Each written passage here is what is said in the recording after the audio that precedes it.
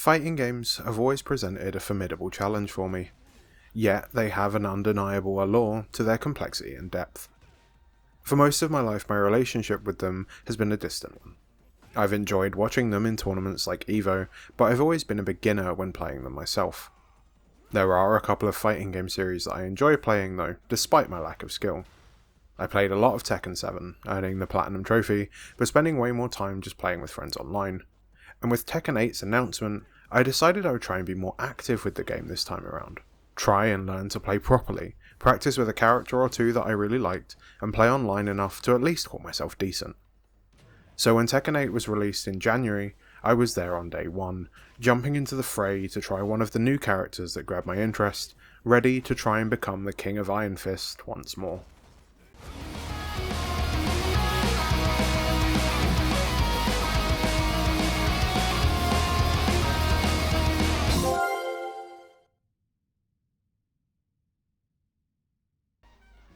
There is a theme in the fighting game series that I enjoy, and this seems to be that they are games with low barriers to entry, but with incredibly high skill ceilings, with Tekken and Guilty Gear being the main ones that I've enjoyed. The other thing these games have in common though, is how good they look, and how fun they are to watch as well as play, and Tekken 8 is the pinnacle of this. The game looks incredible. Each of the characters and stages has amazing designs and detail to them. The fighters' movements and attacks are all buttery smooth, and it's almost hypnotic to watch characters dance back and forth, watching the flow of pokes and blocks, whiffed strikes and thrilling counters that is just as exciting to watch as it is to play. One of the big changes that makes it the way that this is Tekken 8's evolution to be a more aggressive beast than its predecessors. Block moves do chip damage, and you have recoverable health that you gain back when you hit your opponent, and these changes incentivize you to be constantly poking and looking for weaknesses to take advantage of. The new heat mechanic gives each player more opportunity to push their attack or break out of being stuck in a corner, and this makes the game feel more dynamic and exciting than any other Tekken before.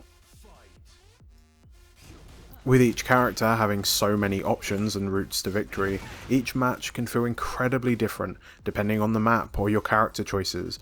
It is difficult to understate quite how much fun I've had with Tekken, even in the parts that I usually struggle with, like learning a character and practicing their moves. If you are unfamiliar with them, fighting games can be a daunting thing to approach, and if I'm honest, Tekken can feel like one of the most intimidating.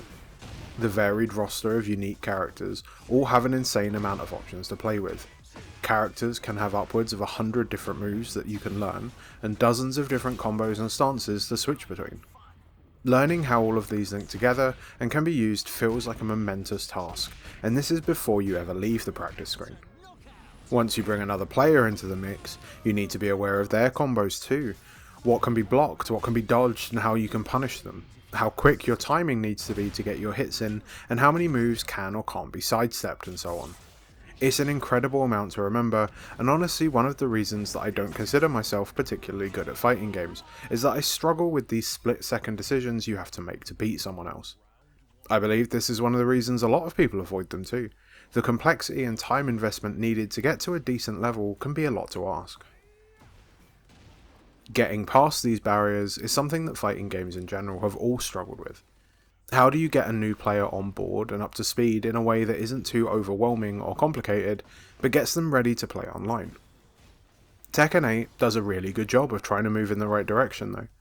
It has so many systems here to help new players learn, and for someone who isn't new but just isn't good like myself, these systems are a perfect addition to the series. The first and easiest of these is the special style system. You can drop in and out of this mode at the touch of a button, and what it does is simplifies the complex inputs you need to do a combo to just a single button. One button for air combos, one for throws and lows, one's for special, and one for guard crushers. These combos can change slightly depending on the state of your character or your opponents, but in general they take most of the difficulty out of the execution part of the game. This leaves you to focus on your other fundamentals that you need to learn, like spacing and blocking, learning the rhythm of the fights, and how to use things like the heat system and rage arts. When I first saw this system, I didn't really appreciate it at first. I thought that it was just an easy mode for people that didn't know how to play the game. But after using it a little bit while I was playing through some of the offline modes with characters I didn't really know how to use, I realised that it's designed to give you just a taste of what a character can do and how cool a combo will look, and encourage you to experiment and refine your own skills once you've got the basics down. Tekken 8 starts the training with a helpful game mode called Arcade Quest. Arcade Quest is an optional structured tutorial mode with a story to it, where an avatar that you create fights around different arcades in an attempt to partake in the Tekken World Tour. You start as someone new to Tekken, like you probably are if you play this mode, and the game puts you through your paces with some very well thought out tutorials. These only explain the basics, but they do it in a digestible way and let you practice them as much as you want. Once you are done with the tutorial fights at the beginning of each chapter, you will then play some CPU fights to put those lessons to the test and raise your in-game rank. For example, in one of the arcades, the tutorial is focused around how to break defensive players, teaching you when to go low or when to do a throw to get around these types of players and keep the pressure on them. Then, once you've done the tutorial parts, you go on to fight a series of CPU battles where the characters all play so much more defensively than any other character you've played up until this point. I found this to be such a clever way of enforcing the lessons the game is trying to teach you while remaining fun and engaging. Once you've learned your lessons and mastered the arcade quest and got your fancy Tekken World Tour trophy, it's time to head into practice for real, and Tekken's practice mode is better than ever. While in practice mode, you can look through the menus to see all of a character's move list, or get a look at some sample combos or helpful tips that the game will provide you. And then you can pin these to the top of your screen so you can see them as you practice. With a simple button combination, you can choose to see the combo or move demonstrated, which helps give you a sense of the timing that you need. You can also see incredibly detailed information about each move as you do them, and this includes things like frame data, or whether it has a special effect such as being a tornado move or a wall break, so you can really get into the gritty details of the move as you go through to master them. You will also see these notes as you scroll through the move list for your character.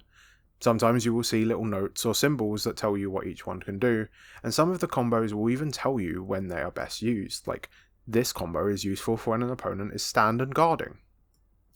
The mode that I used the most, and the one that I found the most helpful, was punishment training. In this, if you find a character that you're struggling to beat, you can load up punishment training for that character, and the game will show you some of the common string attacks they have, show you how they will hit you, and how to punish them when you've blocked them. The game also has a replay and tip section where you can load up one of your previous matches, and it will offer you tips on what to do differently when you get hit, and let you jump straight back into the match to let you practice that tip.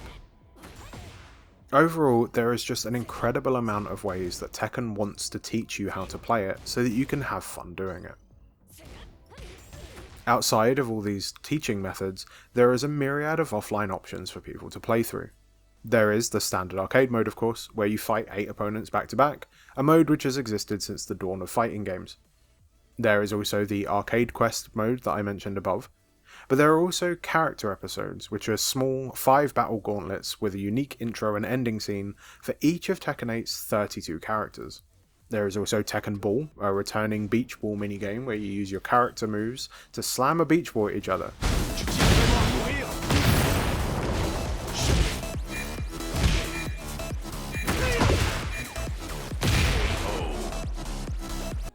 And then there are the Super Ghost battles. These ghost battles are really interesting because although they can be done completely offline, you can choose to download ghosts of friends or people that you have fought to practice against. Or you can train your own ghosts by fighting against them to improve yourself by fighting yourself. I found this to be such an interesting idea, and I definitely think it will help you find out where your weaknesses lie. Lastly, for offline content, there is Tekken 8's story mode called The Dark Awakens. I played Tekken 7 many years ago, and its story mode was probably my least favourite part of the game, but Tekken 8's is a huge improvement. It's still an insane story focused on the Mishima family and their long-standing feuds and their devil genes, but there's a heart to it that I couldn't help but get drawn into. It's 15 chapters long, and all of these are relatively short, maybe taking just over an hour to finish all 15 if you rush through them, but they are good showcases of each character and what they can do. You spend the majority of the game playing as Jin, the story's protagonist, but there are moments where you get to play as other characters for a short bout or two, and it's a good way to get a feel for each character or see what the ones you're fighting against can do, and it might help you pick a character you like the look of when you do want to play online. All of these options make for a rather meaty single player experience, but that isn't really what people play Tekken for. Why spend so much time practicing and learning if you aren't going to go online and get absolutely bodied for a few hours? There are 3 main online modes in Tekken 8. The first of these is the most simple, and these are player matches, where you and your friends can sit in a pre-made room and you can duke it out, with the people who aren't fighting being able to spectate the matches. Then there is the ranked mode, where you compete online to try and improve your rank. Lastly, there is the Tekken Lounge, which is a cool lobby that combines a lot of the above things. Here you can create an avatar and go and sit at arcade machines to play against other people in unranked quick matches, buy customization items for your avatar or your player characters, or you can go to the beach lounge to play Tekken Ball online if that's what you're into. I feel it's a nice addition to the game overall, but as someone who prefers to sit in practice mode while they wait for a ranked match, it isn't somewhere I particularly spent a lot of time. Performance wise, Tekken 8 plays superbly online. I've had a few issues with dodgy connections, but I feel like that's kind of unavoidable with such a huge online fighting game like Tekken. And for the most part, most of my connections have been great. With crossplay between PC and consoles enabled too, it rarely feels like I'm waiting long for a match, especially so close to launch where the player base is at its highest, and that means less time waiting for the fun to happen, which is perfect. When it comes to trophies, the Tekken series tends to fall on the side of favouring its offline content over its online stuff, which for a trophy hunter is great. There are trophies for reaching a certain rank, which in most online games is usually the longest or hardest of the trophies. But Tekken is kind, and it lets you use your offline rank for the trophy. What this means is essentially it's unmissable, as the arcade quest mode gets you to this rank by the time you finish its story. The bulk of the trophies are like this as well.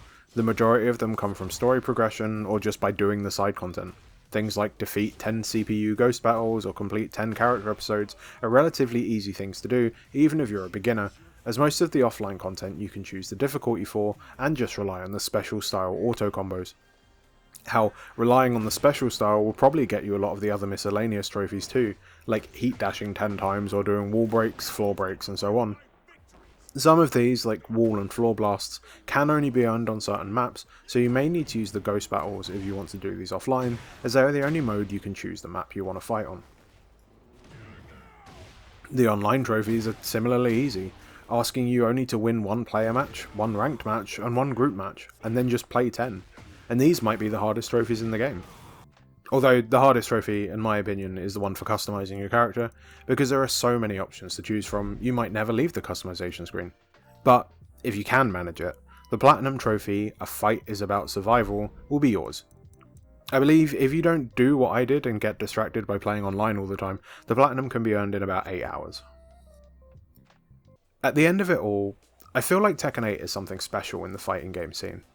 It's one of the best looking fighting games I think I've ever played, and it's definitely one of the most engaging as someone who isn't a fighting game expert. Its combination of exhilarating aggression and thoughtful and calculated defense makes every single match an absolute blast to play. It does so much to try and help teach you the skills that you need, and it might be the best fighting game for a beginner to jump into, despite Tekken being such a legacy skill-based franchise. For seasoned Tekken God veterans though, the game offers a new level of depth with its new systems and characters that will keep you playing for years to come. With such an easy Platinum Trophy attached to such a great game, I would highly recommend it to anyone with even a passing interest in the genre. Perfect.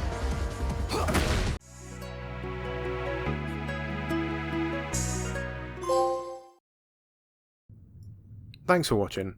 I hope you enjoyed my review of the newest game in the Tekken series, and if you are playing Tekken 8, let me know what you think down in the comments, and let me know who your main is.